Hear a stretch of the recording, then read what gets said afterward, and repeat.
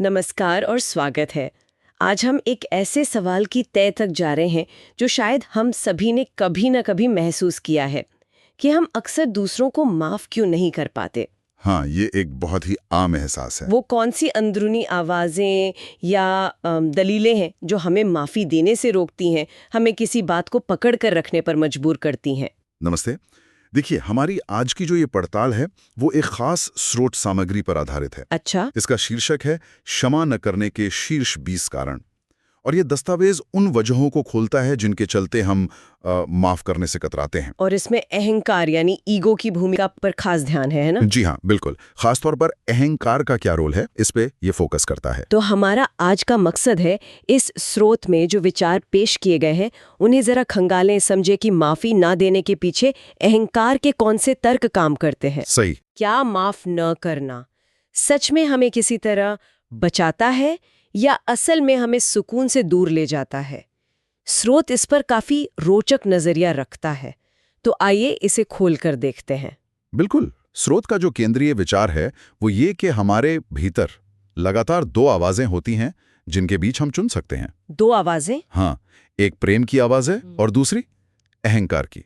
और इस दस्तावेज के मुताबिक अहंकार की आवाज हमेशा डर से पनपती है। डर से? हाँ। अच्छा। स्रोत कहता है कि अहंकार हमारे व्यक्तित्व का वो हिस्सा है जो खुद को बचाने, मतलब खुद को सही साबित करने पर तुला रहता है और अक्सर डर के आधार पर फैसले लेता है। भले ही वो फैसले हमारी अपनी शांति के खिलाफ क्यों ना हो। हाँ बिल्कुल, यही तो बात है। यह हमें संघर्ष और कश्मकश की स्थिति में रखता है, शांति की नहीं। हाँ, और स्रोत ये भी दिखाता है कि अहंकार कितना अड़ियल हो सकता है। वो लगातार हमें यह समझाने की कोशिश करता है कि जैसे किसी से नफरत करना या अपना स्नेह रोक लेना वो प्यार करने या माफ करने से ज्यादा सुरक्षित है। समझदारी भरा रास्ता है। हाँ, अहंकार यही कहता है। जी। हालांकि स्रोत ये भी साफ करता है कि हमें अहंकार को कोई दुश्मन नहीं बना लेना चाहिए, पर यह पहचानना बहुत जरूरी है कि वो अक्सर हमें भटकाता है, हमें हमारे सुकून और शांति से दूर ले जाता है। आपने सही जिक्र किया। और जब हम इस अहंकार की आवाज पर ज्यादा ध्यान देने लगते हैं, खासकर जब हम तनाव में हों या हालात हमारे मन मुताबिक ना चल रहे हों, हाँ। तो ये दस्तावेज बताता है कि अहंकार हमें माफ न करने के लिए जैसे अनगिनत कारण गिनाने लगता है। ओह। वो हमेशा इस हकीकत पर पर्दा डालने की कोशिश करता है कि जब हम माफ नहीं करते तो चोट भले ही किसी और ने पहुंचाई हो, पर पीड़ित हम खुद बने रहते हैं, अपनी मन की शांति गवाकर। हाँ, अपनी शांति खोकर। यहीं से बात काफी दिलचस्प हो जाती है। निश्चित रूप से। स्रोत में ऐसे 20 अलग-अलग तर्कों या बहानों की सूची दी गई है जिनका इस्तेमाल अहंकार हमें माफी से रोकने के लिए करता है। जी, 20 कारण। अब इन 20 को एक-एक कर गिनने के बजाय शायद उन मुख्य विषयों या थीम्स को समझना बेहतर होगा जिनके इर्द गिर्द ये तर्क घूमते हैं। हाँ, ये बेहतर रहेगा, क्योंकि कई तर्क एक जैसे ही हैं। तो एक बड़ा थीम जो उभर कर आता है वो है डर और आत्मरक्षा का। डर, हाँ, ये तो समझ आता है। कई तर्क इसी डर पर आधारित हैं। मसलन एक आम तर्क है, मूर्ख मत बनो, अगर तुमने माफ कर दिया तो वो व्यक्ति फिर से वही चोट पहुंचाएगा। हाँ, ये तो बहुत सुना है। ये कि अगर तुम माफ करते हो तो तुम कमजोर साबित होगे। एक और तर्क कहता है, अगर तुम माफ करते हो तो तुम अपनी सुरक्षा की सारी भावना खो दोगे।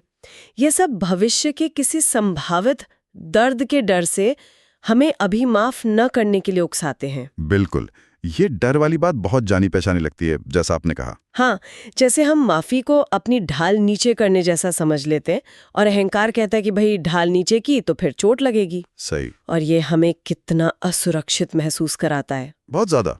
अच्छा, दूसरा बड़ा थीम है नियंत्रण और शक्ति का। कंट्रोल। माफी न देने से कंट्रोल कैसे? अहंकार हमें ये महसूस कराना चाहता है कि माफ न करके हम स्थिति पर या उस व्यक्ति पर नियंत्रण बनाए हुए हैं। जैसे एक तर्क है, जब तुम माफ नहीं करते तो ये दूसरे व्यक्ति को नियंत्रित करने जैसा है। अच्छा। और आगे कहता है, नियंत्रण अहंकार का सुरक्षित रहने का सबसे अच्छा तरीका है। या फिर एक और तर्क, माफी रोक कर रखना तुम्हें उस व्यक्ति पर शक्ति देता है जिसने तुम्हें चोट पहुंचाई है। ओहो। तो ये माफी ना देने को एक तरह की ताकत समझने की भूल है। हाँ, एक झूठी शक्ति। और इसी से जुड़ा एक और तर्क था शायद कि माफी ना देना उस व्यक्ति से दूरी बनाए रखने का सबसे अच्छा तरीका है जिसने चोट पहुंचाई है। जी हाँ, वो भी इसी थीम में आता है। यानी माफी ना देना एक दीवार की तरह काम करता है। लेकिन क्या ये दीवार हमें सुरक्षित रखती है या हमें ही कैद कर लेती है, ये सोचने वाली बात है। सही बिंदु हैं। अच्छा, तीसरा महत्वपूर्ण थीम है अभिमान का, मतलब स्वयं को सही साबित करना और अपनी छवि बचाए रखना। हाँ, मैं सही हूँ वो गलत है वाली भावना। बिल्कुल। अहंकार हमारी पहचान को सही होने और पीड़ित होने से जोड़ देता है। जैसे पहला ही तर्क है स्रोत में, उस व्यक्ति ने तुम्हें सचमुच चोट पहुंचाई है, वे तुम्हारे गुस्से और सजा के हकदार हैं। ये हमें जैसे नैतिक रूप से ऊंचा महसूस कराता है ना, कि हम सही हैं। हाँ। या फिर ये तर्क, अगर तुम उस व्यक्ति को माफ करते हो तो ये उन्हें सही और तुम्हें गलत ठहराने जैसा है। इसी में एक तर्क पांचवा थोड़ा चौंकाने वाला लगा मुझे। केवल बहुत कम आत्मसम्मान वाला व्यक्ति ही उस व्यक्ति को माफ करने पर विचार करेगा। ये कैसे काम करता है? हाँ, ये दिलचस्प है, क्योंकि ये विरोधाभासी लगता है ना। हाँ। स्रोत के अनुसार अहंकार यहाँ ये तर्क देता है कि माफ करना एक तरह से अपनी बेइज्जती को स्वीकार करने जैसा है। ये दिखाने जैसा है कि हमारे साथ कुछ भी किया जा सकता है, हम इतने कमजोर हैं। ओह अच्छा। इसलिए अहंकार कहता है कि जिसका आत्मसम्मान ऊंचा है वो ऐसी कमजोरी नहीं दिखाएगा। बेशक ये अहंकार का अपना विकृत तर्क है। समझ गए। इसी थीम में ये तर्क भी आता है कि सच का सामना करो, ये हमेशा दूसरे व्यक्ति की गलती होती है, तो माफ क्यों करें? ये मतलब आत्मविश्लेषण से पूरी तरह बचना है। हाँ, खुद की कोई जिम्मेदारी नहीं। बिल्कुल। और एक और तर्क 39 है कि अगर तुम उस भयानक कृत्य को माफ करते हो तो तुम उस व्यक्ति से बेहतर नहीं हो जो दोषी है। ये हमें पीड़ित की ऊंची नैतिक जमीन पर बनाए रखने की कोशिश है। समझ गए। ये काफी जटिल तरीके से हमारे स्वाभिमान और हमारी पहचान से जुड़ा हुआ है। हाँ। और चौथा थीम क्या है? चौथा थीम है माफी के बारे में गलत धारणाओं से जुड़ा, मिसकंसेप्शंस। अच्छा, जैसे माफी का मतलब ही बिगाड़ देता है। जैसे ये तर्क देता है तुम्हें चोट पहुंचाने वाले लोगों को माफ करना सरासर मूर्खता है, या अगर तुम किसी को माफ करते हो तो वे सोच सकते हैं कि तुम उनके किए काम से सहमत हो। हाँ, ये वाली बात तो बहुत लोग सोचते हैं। और सबसे आम गलत धारणा, माफ करना बुरे व्यवहार को अनदेखा करने या माफ करने कंडोन से ज्यादा कुछ नहीं है। ये माफी के असली मकसद को पूरी तरह नजरअंदाज कर देता है, जबकि माफी का असली मकसद तो शायद खुद को बोझ से मुक्त करना है। बिल्कुल, ये बहुत जरूरी फर्क है। माफ करने का मतलब ये नहीं कि जो हुआ वो सही था या हम उसे भूल गए हैं, बल्कि ये कि हम उस घटना को अपने ऊपर, अपने आज पर हावी नहीं होने दे रहे हैं। सही कहा।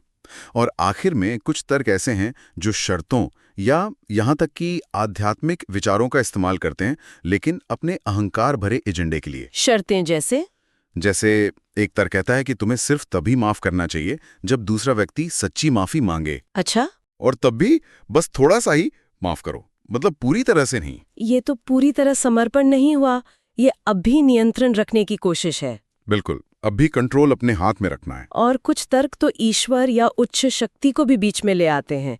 ऐसा भी था। हाँ, स्रोत में ऐसे 2-3 तर्क हैं। जैसे एक 15 कहता है अगर तुम माफ करोगे तो भगवान तुम्हें सजा देंगे। अरे, यह एक और 20 जो किसी उच्च शक्ति पर भरोसे का ही मजाक उड़ाता है कि अगर तुम ऐसा मानने लगे कि कोई तुम्हें बचाएगा तो तुम बहक गए हो।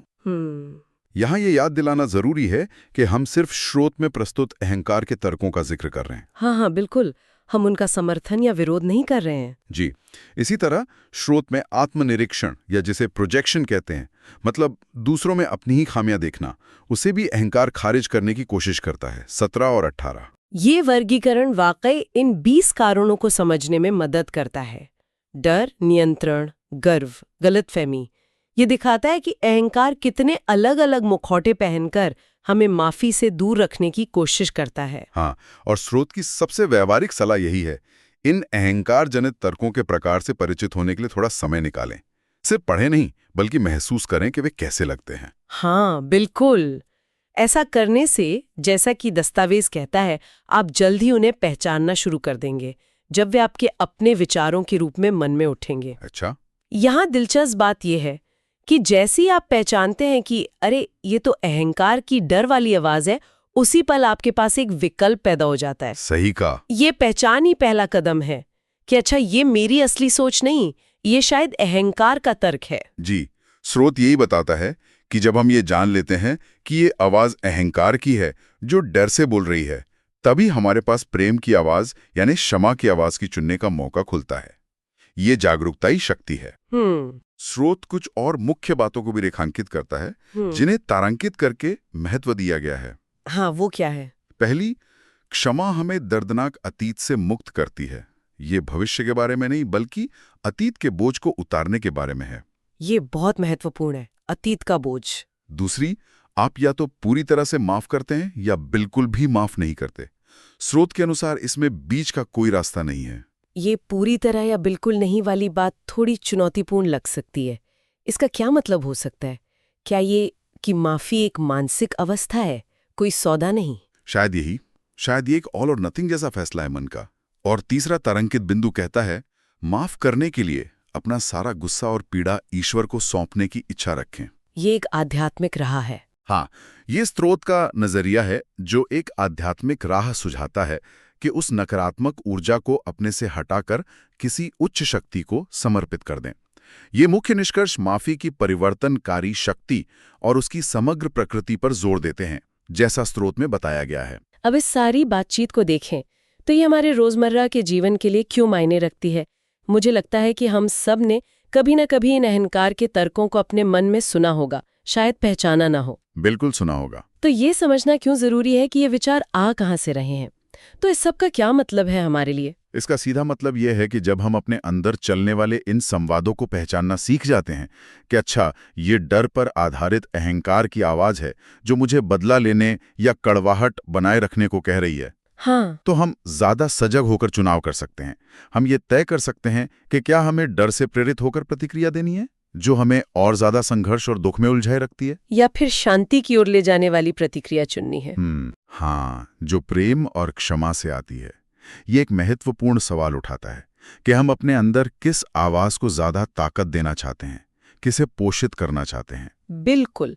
तो अगर हम संक्षेप में कहें तो ये स्रोत अहंकार को क्षमा के रास्ते में एक बड़ी रुकावट के तौर पर दिखाता है। जी, ये हमें डराकर, नियंत्रण की इच्छा जगाकर, अपने अभिमान को सहलाकर और माफी के बारे में गलत धारणाएं फैलाकर हमें माफ न करने के लिए तैयार करता है। और शायद स्रोत का सबसे गहरा संदेश यही है कि असली पीड़ित वो व्यक्ति होता है जो माफ नहीं करता, क्योंकि वो अपनी आंतरिक शांति खो देता है। हाँ, इस नजरिए से देखें तो माफी दूसरे व्यक्ति के लिए एक तोहफा हो सकती है, लेकिन उससे कहीं ज्यादा ये खुद के लिए एक जरूरत है। खुद को अतीत के बोझ से, कड़वाहट से आजाद करने के लिए। बिल्कुल। तो सुनने वालों के लिए एक आखिरी विचार छोड़ जाते हैं जो इसी स्रोत से निकला है।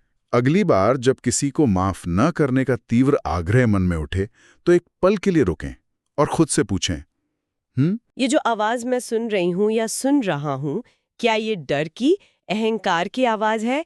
क्या यहाँ प्रेम की, शांति की आवाज को चुनने का विकल्प मौजूद है?